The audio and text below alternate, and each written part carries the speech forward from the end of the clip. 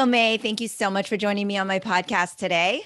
I'm so glad to be here. Thanks, Mimi. Oh my goodness. Well, the honor is all mine. Off air, we were speaking a bit, and I, of course, follow you and see all the amazing work you're doing. And it's always nice to have a fellow podcaster on, but you are not just a podcaster, you're a journalist, and you have such an extensive resume of work. I'm really excited to actually talk to you. And, a little fangirl. It's just kind of an honor to be Oh, able to speak with someone whose work I admire so much. So. well, thank you. I mean, yeah, I have a pretty long history, which is just another way of saying I'm old. So there you go. Not at all, not at all. So I would actually love for our listeners to kind of get to know you a little bit and a little bit about kind of your background and how you're raised and kind of what led you into journalism. Yeah. Because I know it's just, as a fellow Asian American who grew up in the States, just we all have just an impacting story to share. And so I'd love to hear a little bit about like where you grew up and, what that was like for you. Yeah, I grew up in Ohio in the Mm, Midwest in okay. the 70s. So you can imagine what that was like back then. And so what brought my family to Ohio was my father was a doctor. So he was getting trained at different universities. One of them was Ohio State University, where I was born. And then we kind of moved around a little bit, moved back to Korea for a few years, actually, when I was very, very young. So Okay. Korean was actually my first learned language. And then we Yeah. moved back to the States when I was about 4. Okay. And so, at that young age, I entered, preschool and kindergarten. And so, again, we went back to Ohio and, it was challenging, Yeah. right? To put a kind term towards that, because I Mhm. was the only Asian kid, and I probably was the only kid of, person of color in the school at the time. So a lot of teasing, a lot of bullying, a lot of otherizing. But when you're that young, you have no idea what's going on. You don't have a name for it. You Yeah. just know that you're not being treated the same way, Mhm. and you're different, right? Right. So I grew up with that. So I am very, very familiar with what's going on now, especially Mhm. with all the racism and xenophobia. Yeah. But when it came to choosing my career, I thought I was your typical Asian kid back then, where I thought I should be a doctor or a lawyer Mhm. or something like that. And so I struggled through science and math my entire academic career. What up until college, I thought I was Yeah. going to be a doctor, even though I sucked at science and math. So I was definitely barking up the wrong tree. Yeah. And I think that's another example of programming where we're Mm. told to be a certain thing and we have to Yeah. fit this category. And that comes from internal, sort of within our culture, but also external, where the outside world thinks Asians, oh my gosh, we're so smart, we're so good at science and math, so this is Mhm. who we are. So all of that programming, as I got older, I realized, wow, we're all sort of victims of this kind of programming inside and out. Mhm. So I went against the grain. I realized I couldn't do science and math. And I asked myself, what is it that I actually really like to do? And Yeah. it was writing, it was public speaking, it was the visual media. And a voice, and I like to say it was the voice of God, said, you know what, May, you need to be a broadcast journalist. And so from that moment on, I was a sophomore in college. I focused on that, and the rest is history. Yeah. So, Well, that is so remarkable. And I love that you kind of describe yourself as going against the grain because it is, such a part of our culture to not go against the grain, but I feel like that shift is certainly happening. And yeah. especially, in these last several years. And of course, for people like yourself that have led the way and have, taken us outside of what is the stereotype. And, kind of going back to that childhood, I grew up in Orlando, Florida, which was also not very diverse at the time. And so I Yeah. definitely echo a lot of what you must have felt. But English was my first language. So, I mean, going into school, because my husband is, Hispanic. So his first language was Spanish. And so he's like, I don't know. My parents said, you'll learn school in English. And it was kind of probably a little bit of the same for you, where you kind of had to adapt and learn. And Yeah. I find it interesting because we've been having a lot of these conversations where one of the big concerns for the AAPI community right now is for the children and our youth and what's happening in schools. And there Yeah. was, of course, course, the tragic incidents in New Jersey with a couple of kids who were bullied so much that they actually committed suicide. Yeah. And people really don't realize that, yes, for the most part, us as kids, we've heard everything from making fun of your name to what lunch you eat. I'm sure you and I could put it together a long list of horrible things Oh, that yeah, people say as children. um, definitely. right. But I mean, and every child is so different. So while you had mentioned, as a kid, you just kind of go, okay, well, that's not nice and everything, but kids can be cruel. You don't really see it as racism, right? Until you're older and you reflect and you go, wow, this was traumatic. But we Right. are seeing kids now who, maybe because it's so well defined in our society of like what is racism and understanding more about it. Do you feel Yeah. like kids Well, now maybe would take it differently? I think they're And do you more think it's aware. generational? Yeah, I think the younger generation has become more aware just Yeah. because it's become, unfortunately, it's 2022, but racism has become even more overt and Hmm. uncovered a lot more. But what I see, and I'm also an adjunct professor at USC, so I Yeah. teach undergrad and graduate students. And what I see still, and it disappoints me, is that they still have identity issues and they still struggle with this kind of question of who they are and where they belong. And even though they know they're Asian American and they know, that's their background and they're very aware of it, there's still this, again, programming, societal programming Yeah. of who you're supposed to be and the stereotypes that are, misleading or outright wrong. And so there's still this struggle that happens internally. And the statistics are that Asian kids, youth, commit suicide twice as much as other communities, kids Yeah. from other communities. That's alarming. It's That alarming. should tell us something's very wrong and something is happening where maybe feelings and emotions are being internalized and the Hmm. pressure of society and partly culture for sure, but also society and now what's happening. I think it's a real problem that people still aren't willing to face or figure out how to solve. And this is pervasive, and of course, COVID didn't help.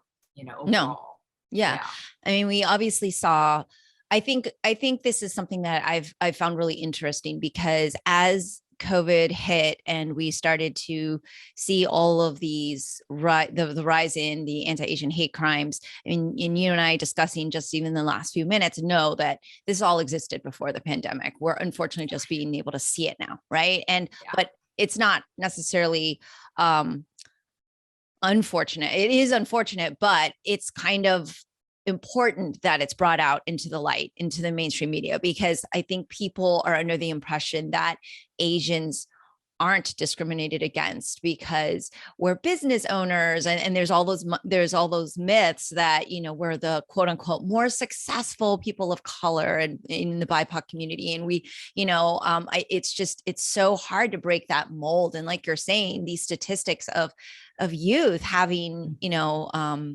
the tendency towards suicide being so immense. I mean, when you're as a teacher, I guess at USC, how do you kind of speak to that, or do students talk to you about this, and what is it kind of you give them in terms of advice? Because like everyone has to kind of come into their own, right, and finally embrace. yeah, I'll admit, when I was in school, I wished I was like quote unquote everyone else, right? I As of a young course, child, you just want to feel like you belong. And of course now I'm all in with my Asian heritage and culture, but that right, takes a while. And I speak to a lot of people that say it wasn't until college they yeah. finally started to embrace that. And it's like, so what do you kind of give as advice, but also how can we help younger kids not have to wait until they're in college to identify? Well, I think first and foremost, it's exactly what I did just last year, which is I realized that one of the biggest problems that we have in this country is that there is a lack of education when it comes to Asian American history Mhm.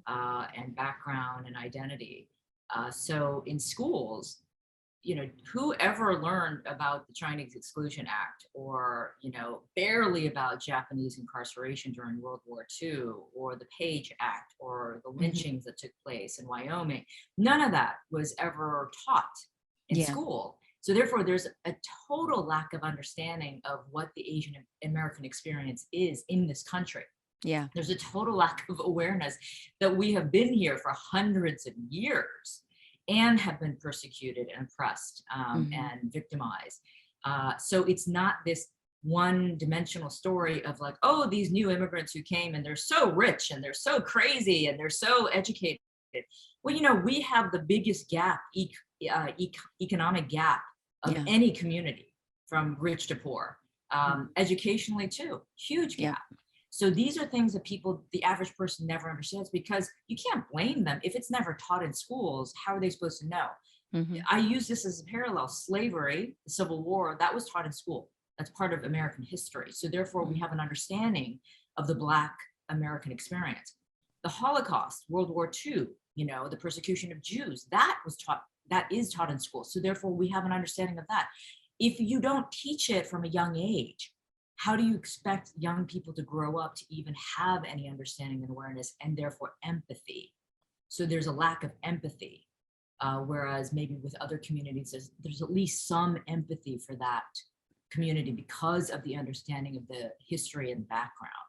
So it's got to start with education for sure, in schools, in communities, in businesses, you know, all of that across the board, because there's so little understanding. So I started a course last year at USC that was fast tracked. It's called The Evolution of Asian Americans and the Media, because I wanted to shape these journalists, these future journalists, into understanding what the history was and how media misled the public perception and how these stereotypes were created. So I think that's a big one. We're starting to see that, though, you know, in Illinois and New Jersey, right? Yeah. And so I'm not sure you're aware, but I'm the state lead for Make Us Visible Florida. And so our bill just got shot down to include AAPI history in K through 12 education. So that's something that I've been working on for the last year, which I started you know, last year, kind of getting that going. We got a bill, we went all the way. We went to the first committee in the Senate, and it did really well.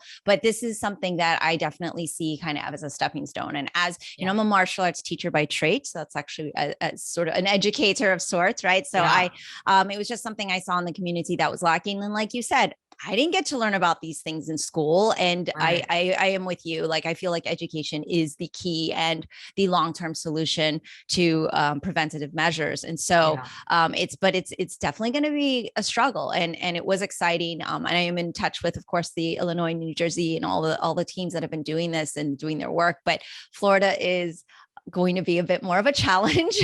Unfortunately.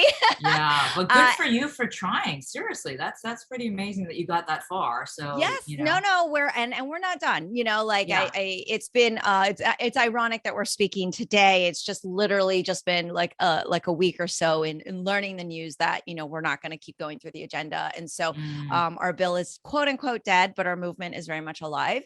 And so we are definitely going to write another bill, and we're definitely going to do this and keep going forward. So I am so grateful that there are people that like you that are pushing that agenda, even at a collegiate level, even in the media, and you know, doing your podcast and your broadcast, because the more everybody starts to see that this is an issue, but also that it's something that does need to be talked about, so that empathy is going to be helping these kids. It's a matter of public safety. So I think it's amazing that and I love that in college you can kind of do that. You can like, oh, you know what, we're going to have a course, and then there's a course. But well, I'll tell you something. What was that challenge like? I don't think this would have been as easy had all of this crap not started up, right? So I think USC, like many, you know, educational institutions, realized that, you know, this was a time of reckoning that was going on. And so therefore, I think they were much more receptive than they would have been, you know, like if I had been, you know, pitched this 5 years ago, I don't think they would have fast tracked the course like this, but they fast tracked it for me because they knew that it was so essential, and that like, you know, it was pretty urgent. So I was lucky in terms of timing, but you know, I have to give myself some credit. I was smart knowing that I had to strike when the iron was hot. And so we know how this works. We know that as a society, people have a very short attention span. They start losing interest and they go back to business as usual. And Mhm. we know that's what's happening right now too, Yeah. even with all the anti-Asian hate crimes that are taking place almost on a daily basis. Yeah. Mainstream media has moved on. The public thinks it's over. Mhm. Everybody thinks, what do you mean? It's still going on? What are you talking about? Right. Oh, the horror. And these murders of, Christina Lee and Michelle Go. Again, everyone was like, oh my God, how could this happen? Well, people, this has been happening all the, throughout. It's just you don't pay attention. You're Mhm. not paying attention.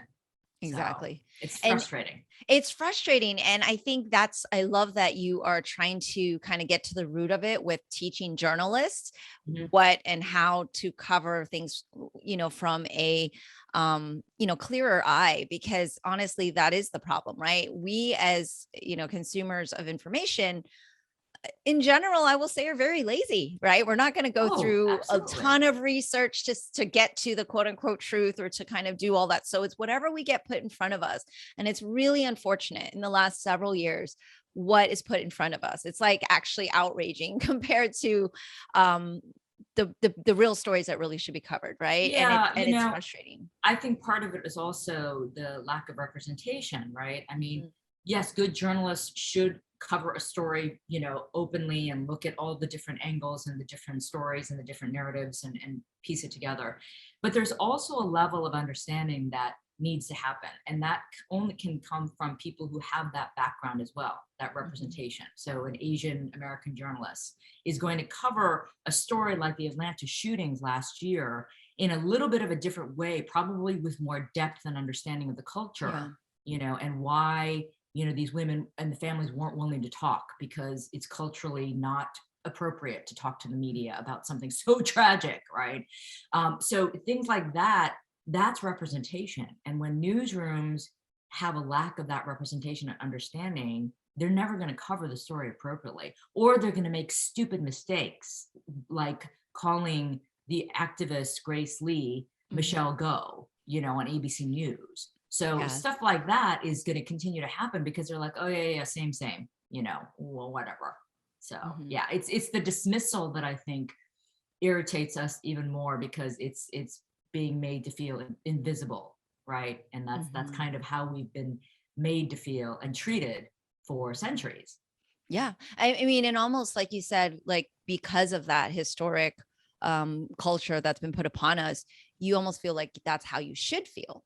That if Mhm. you don't feel that way, going against the grain, all of that, that there's something wrong with you, right? It's Right, really right. defeating, actually, Yeah, unless you it have it people is. around you to kind of uplift you and tell you, like, no, that's not the case. Right, right. And I think that's what's good about what's happening. The silver lining of Yeah. what's happening is that people are becoming much more empowered and finding their voices and then being willing to speak out and push back on this false narrative, right? Yeah. And this stereotype that's existed. So that's the good thing that's coming out of all of this.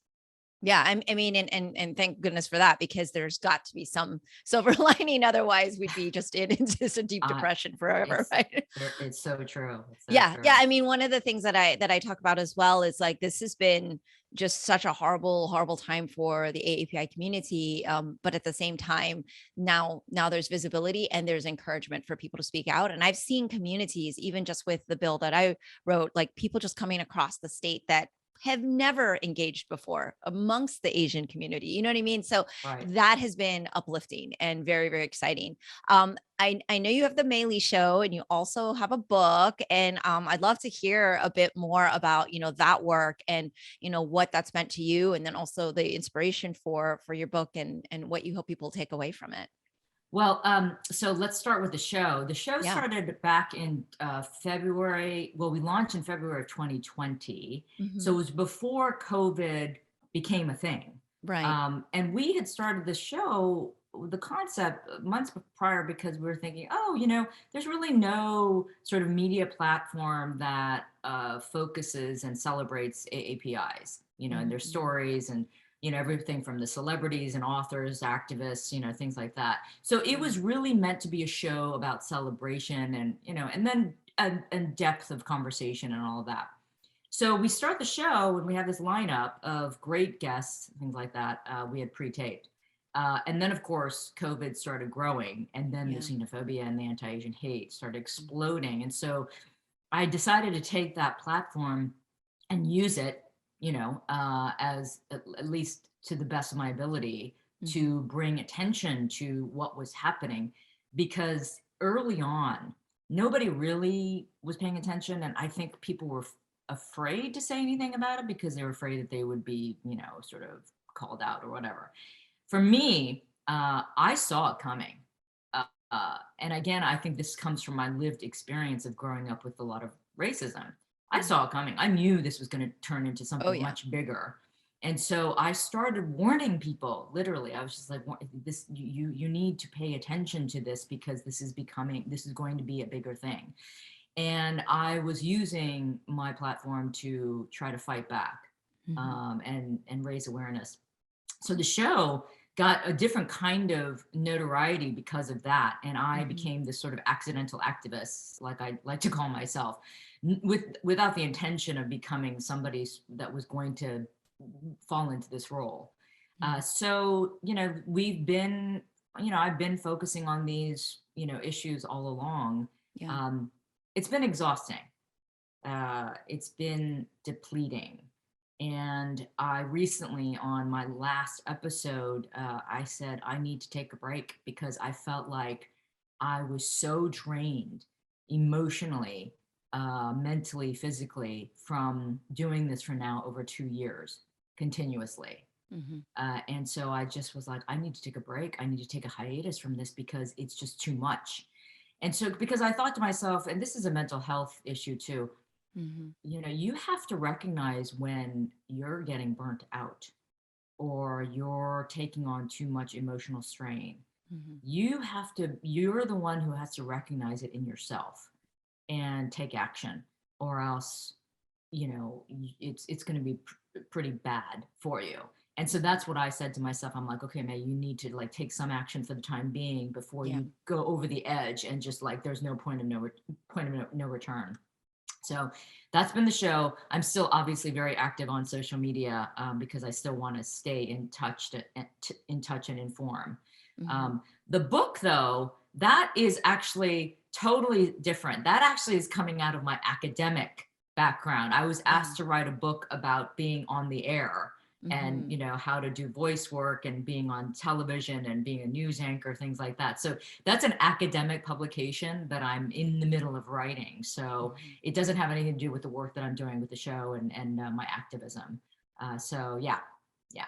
But that's still it's still part of you, and it's really exciting and a journey. And not that that's a break writing a book, but it's a No, God, departure of feelings, right? But I mean, that seems like it is a quite an departure. undertaking. Yeah, I'll tell you, Mimi, I've written a book before. A Yeah. publisher had come to me in 2008, in Singapore, when I was doing my first iteration of the Mei Li show. And Mm-hmm. back then in Asia, I decided to start a show that represented the empowered woman of Asia, because I saw Mm-hmm. this trend taking place across the region where women were becoming much more independent, much more vocal, Yeah. and they needed to express themselves. So I was like, you know Mm-hmm. what? Maybe I'll do a show that's sort of kind of Oprah-esque, Yeah. for the Asian woman.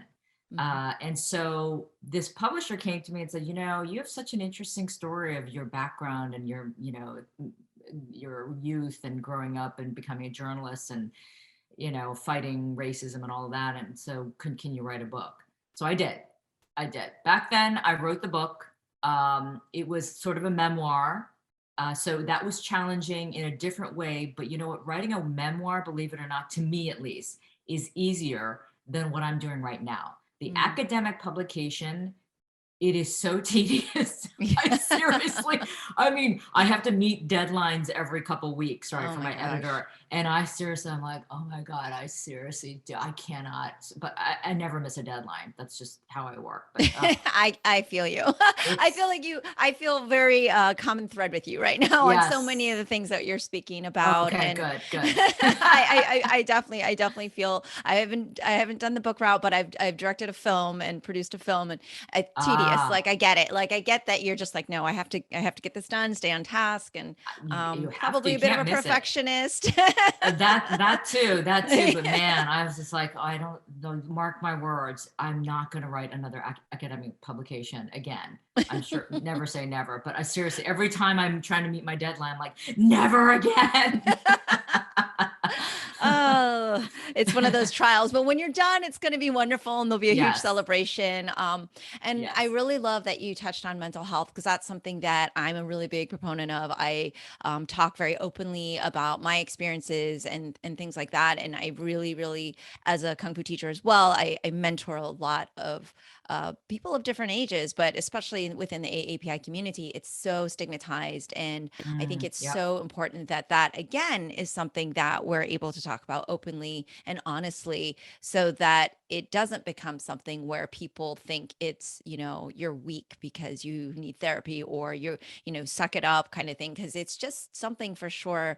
My parents never was like, hey, do you want to try therapy? It was just never on the table. So I really appreciate that you kind of brought that up, knowing yourself, but also that mental health is really, is a real quote unquote thing. Cause It is a the lot of, thing. But you know what? yeah. Look, it took me a long time to get to the point where I was willing to openly admit, like, I'm Mhm. depressed or I'm having issues. Yeah. It took me a very long time because, again, the programming that we all have.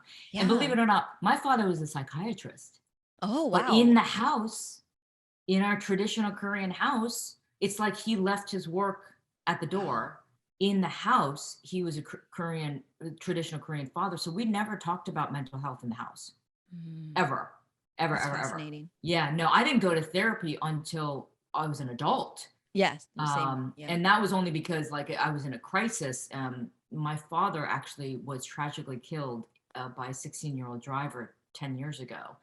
And Mm, so I had gone to therapy on and off before that for different reasons, but that really sent yeah. me, to seek it out. But it's funny how it does take time Yeah. within our culture for people to come around to the importance of really, being open about it if Mhm. necessary.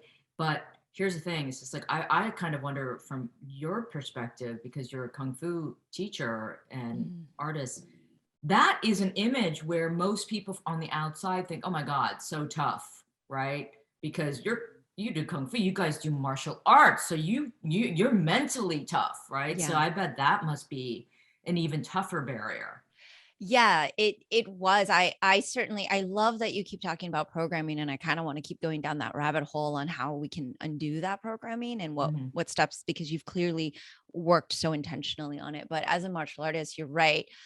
We have a reputation but also almost this responsibility to be strong for others, right? And Right. to kind of help uplift others. And then it's like, well, if I'm having things internally, then how can I help other people and having to kind of come to terms with that? I mean, you're right. I did not even admit to my parents until I was way an adult about therapy. And this is becoming quite an open podcast, and it's something I share anyway. But and I wanted this to be more about you. But I, as a survivor of childhood sexual abuse, it's also something that like added to that layer. And it took me Mm, a long time to be able to share that, mostly because of my parents and my family. But if it yeah. weren't for that dynamic, I think I would have been much more open about it sooner. But because of the whole programming, is what you say, like it makes you feel like that's something we should suppress and not Yeah. share to embarrass the household or Right. bring shame. Right. And Right. so, Shame. but Yeah. you're right. You're right. As a Kung Fu practitioner and instructor, you have this this exterior of strength. And I like to tell and teach my students that vulnerability is strength, that being in touch with your Yes. feelings is strength, and crying is okay. Like it's okay to feel things, and that is in effect strength. So I think redefining what that image and word is the most important thing. Right, right. Oh, I'm so glad you teach that, because I always say vulnerability is a superpower. Yeah. Because if you're willing to be open and vulnerable and express yourself in that way, that's a strength. That's Mhm. admitting, yeah, I'm not perfect, but I'm willing to admit it and I'm aware of it. And half the Yeah. battle is awareness, Right. right? You have to be aware of it. And then the second half of the battle is, doing something about it and trying to Mhm. like correct it, or like, just deal with it and find ways to kind of get through it, right? Yes. And not ignore it. Yeah, and so like I said, I'd love for you, if you don't mind sharing Mhm. more, like some of the programming that you kind of felt growing up, and like you said, even until you were older, deciding like, oh, therapy is something I need to do. Are there other examples you have of things that had that, because I feel like every conversation I have, someone hears it and they'll take away that piece, and it could be so instrumental in their journey. And so a Yeah. lot of Asian Americans, of course, do listen as well. And like, I'm sure they're connecting on so many levels, but were there other things that you felt so programmed about that, you discovered? Give us a shortcut, basically, is what I'm asking. Yeah, I mean, I think one of the things that we all struggle with as Asian Americans is the idea of perfectionism. Mhm. And so, that's why you have this model minority myth, right? We're supposed to all be successful. We're all supposed to get straight A's and, go to Ivy League colleges, none of which I did, by the way. And so because we have this standard and the bar is placed so high, we feel like we cannot falter. And if we Yeah. do, then we're a failure, right? Mhm. And failure's bad. Yeah. Yeah. Well, guess what, folks? Once I finally let go of the fact that I didn't have to keep climbing, climbing, climbing and never stop and never admit like I wasn't having fun or wasn't enjoying myself or whatever, I was miserable because I just was trying to keep up this facade. Yeah. And so finally, when I was like, okay, it's okay to fail. And I had to fail a couple times and sometimes in a big way, Mhm. like big public failures. It's not fun. I'm certainly not saying like go intentionally fail, Right. but failure is a part of life, right? Yeah. Everyone does, and sometimes in a very big way. And that does make us stronger, and it makes us smarter, and it makes us more human, right? And so that's the thing. I hate the fact that Asians are looked upon as almost robotic because, oh, we're unemotional and we're detached and all of that. When that's not true. It's just that that's how the world sees us. And that's how we're sort of brought up to a certain extent to kind of like grin and bear it, Yeah. internalize everything, just keep your head down and just keep moving along.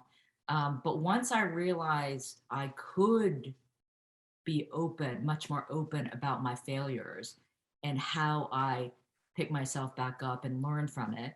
Because I really do think that everything we go through, good and bad, Mhm. like I just told you guys, my father was killed pretty violently.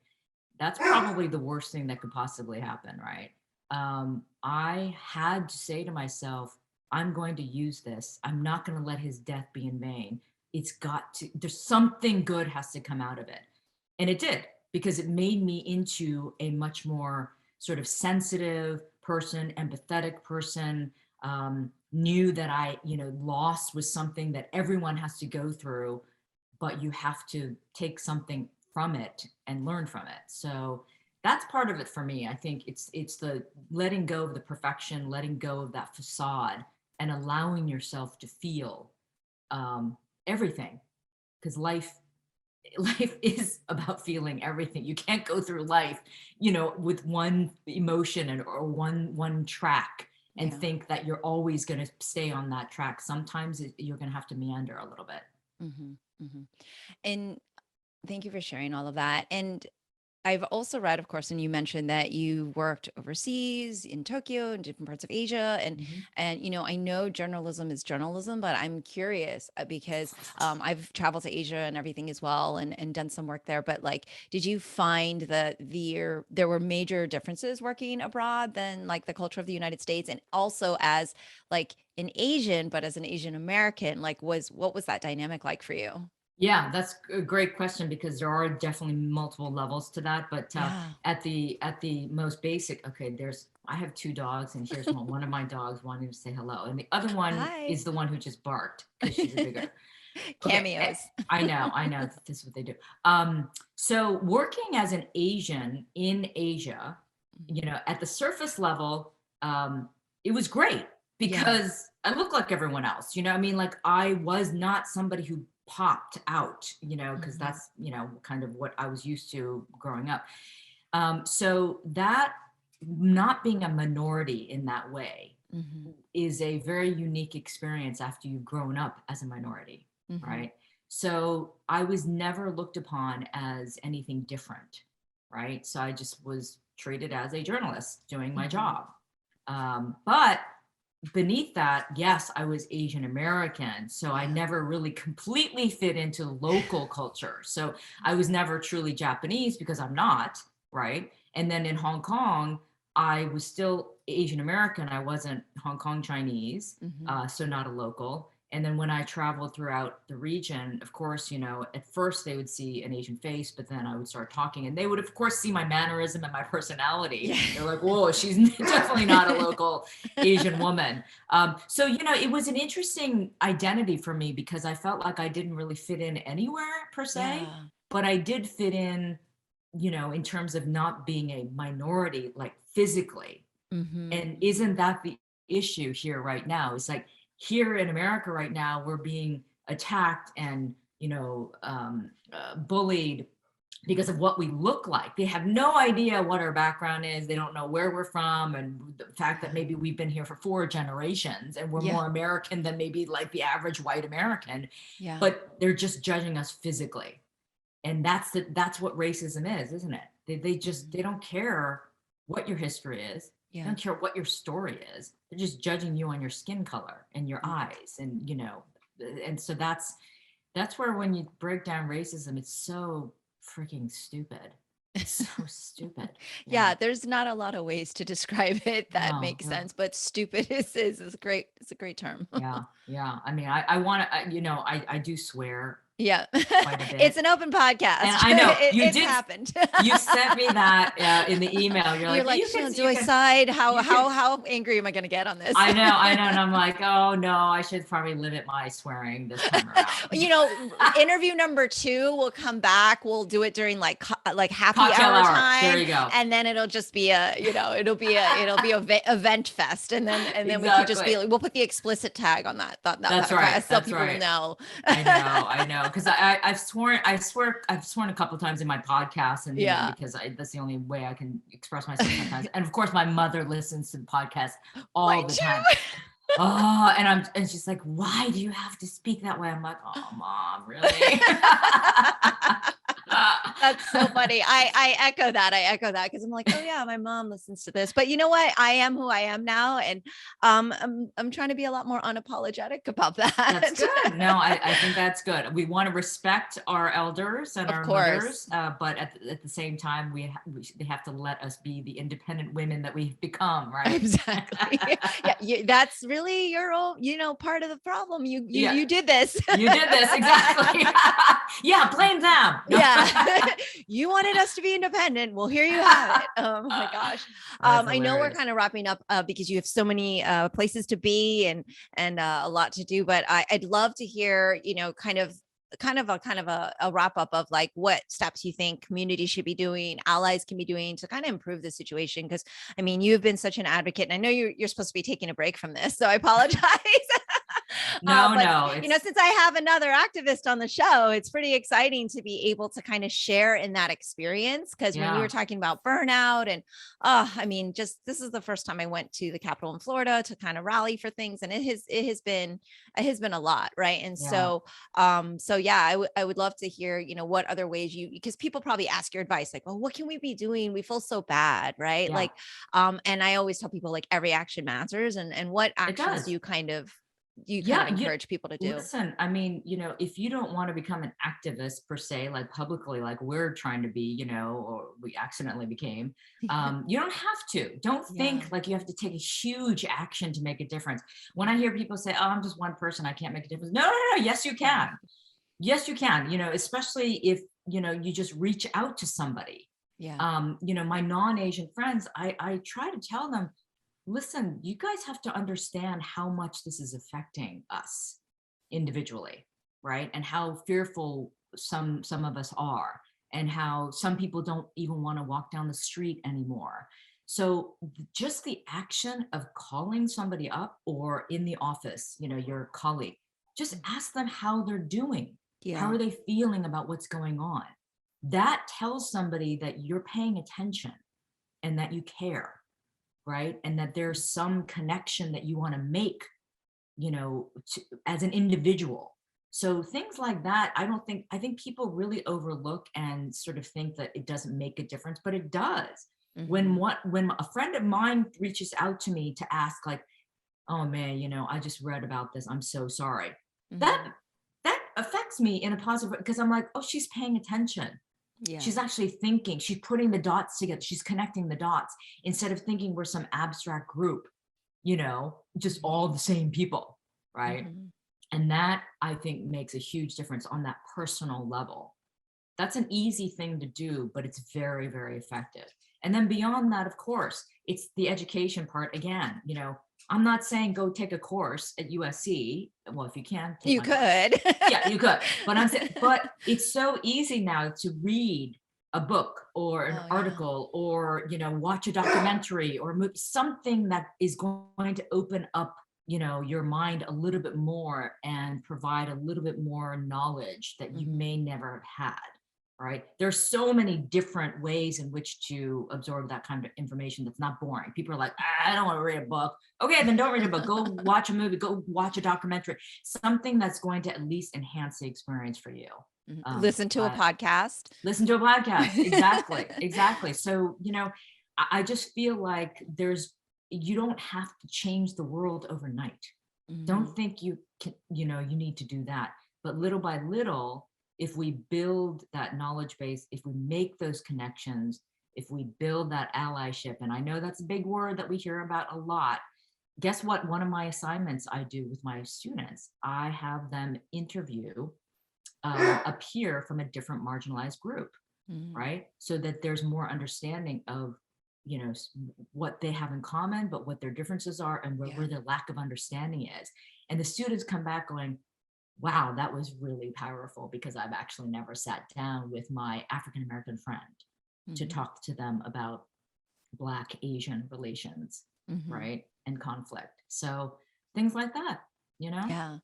Yeah, I feel like that's starting to become slightly more normalized as there's more solidarity across, the BIPOC community. And I think that is also something we've been programmed to XYZ, like to kind of not ask questions. Is it impolite, or, and I always tell people, well, then be polite about it. You can ask questions, just don't be Right, rude, exactly. And, I feel like there's so much tension, right? And there it's is, there is. we're Yeah. And afraid. I think people are fearful of that. And Yeah. I get it. I get it. I mean, I'm a journalist and I'm supposed to ask questions, but sometimes you're like, oh boy, is that pushing it too much? Yeah. So, you gotta read the room a little bit too. Right. Right. So And anyway, well, final question, yeah. because this process for me, I've been podcasting almost 5 years or so now, and I have learned so much about myself. I am nowhere near like what I would consider to your level of journalism or anything like that. But what I've loved is that's taught me so much about myself, and I've learned so much from others. What would you say, being a broadcast journalist, a host, podcaster, a writer, all of it? Like, what do you feel like this whole, like, your career experience? What has it really taught you about yourself? Wow. I think I'm more brave than I thought I could ever be, especially if I look back on the kind of child I was. I was very much the shy, introverted kid, didn't speak much in class. I socialized a bit, but I was never, a very social kid. And so I think I found myself and my voice through my work. And I think part of that came from that sense of justice, because I was treated so unfairly as a kid, and the Right. racism and all of that. I think that really shaped me into becoming this journalist who wanted to seek justice and wanted to seek the truth, wanted to tell stories, wanted to give people who were voiceless a voice. And so this career and this vocation has really taught me a lot about the strength that I have, but also the commitment I have towards righting wrongs. And I think that's why I do this now. I mean, it's kind of funny that I fell into activism, because it really does make sense in terms of the work I do, and the storytelling, the power of storytelling, from a very authentic place. And that's the other thing. I know that I found authenticity in who I am, and honesty. And so that's why I just kind of tell it like it is. No BS. And we love you for that. And so Thank everyone you. can listen to the Maylee show Yep. and it's on YouTube as well. It's on YouTube in video form, and then of course on all podcast platforms in audio form. And then I'm very active on social media, Instagram, Twitter, Facebook, a little bit of TikTok. Oh, wow, you're brave. I know. I started and I wasn't sure. I'm kind of like posting here and there, but I'm certainly not like a crazy TikToker. Yeah. All right. Well, I will link that for all of our listeners and viewers here so that they can connect with you and continue. Thank you for your bravery and thank you for your voice. It is very much appreciated. And Maylee, everybody. Thank you, Mimi. And you keep doing your great work too. Thank you. That's all for today's episode. Thanks for listening to the Sifu Mimi Chan Show. Please subscribe and rate my podcast on your platform of choice and leave a review. You can become a patron of the show at patreon.com/SifuMimiChan to help keep this podcast going. Follow me and interact on social media at Sifu Mimi Chan on Instagram, Twitter, or Facebook.